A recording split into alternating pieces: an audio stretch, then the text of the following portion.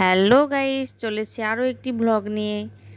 এই দেখো, আমরা যাচ্ছি শ্বশুরবাড়ি, মানে আমার শ্বশুরবাড়ি। আমি যাচ্ছি শ্বশুরবাড়ি পাক্কা 10 মাস পর। এই দেখো, খড়দা স্টেশনে চলে এসেছি। আমরা স্টেশনের ভেতরে চলে এসেছি, হেঁটে হেঁটে যাচ্ছি ট্রেন ধরার জন্য।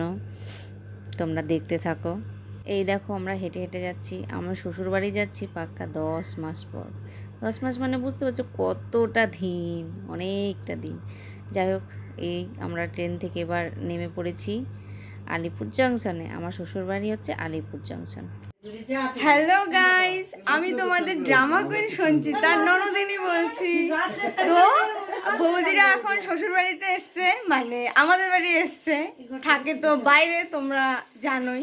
তো আমাদের বাড়িতে অনেক আয়োজন হচ্ছে, দেখাচ্ছি তোমাদের। এখানে ফুল আছে, লুচি, তারপর এই হলো ঠাকুর ঘর। তো কি পুজো হচ্ছে তা তোমরা পরে দেখতে পারবে, ঠিক আছে? এখানে আর অনেক কিছু। হলো তোমাদের প্রিয় ব্লগার সঞ্চিতা, মানে আমার বৌদি। তোমরা তো তোমাদের ড্রামা কুইন সঞ্চিতাকে দেখেছো, হাজবেন্ডকেও আগে দেখেছো, মানে আমার মেজ দাদা আর কি। ঠিক আছে, ও লজ্জা পেয়ে ভেতরে চলে গেল। থামো থাম, দাঁড়াও, তোমাদের দেখাচ্ছি। এই তো দেখেছো, ছি ছি জঘন্য, ছি।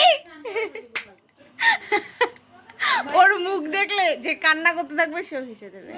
যাই হোক, তোমরা আশা করি অনেকটা হেসেছো, ঠিক আছে? দেখো, শাশুড়ি মা ব্যস্ত আছে।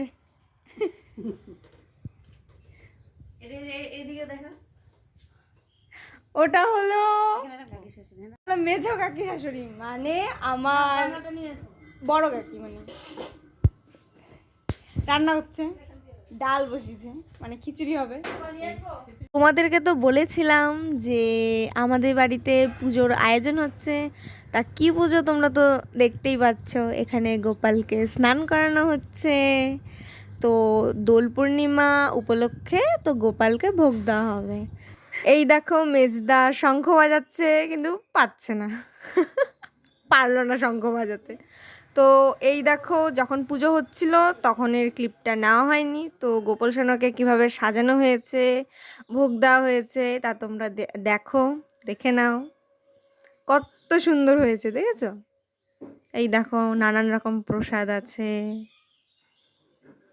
এই দেখো গোপাল সোনা, কত সুন্দর লাগছে।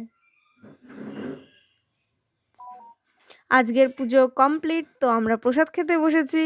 এই দেখো, এই হলো মেজ দাদা, এই হলো মেঝো বৌদি, আর ওই সাইডে বসেছে মেঝো বৌদির ভাই। এই দেখো, তো আজকের ব্লগটা এতটুকুই। আবার দেখছে নেক্সট ব্লগে, বাই।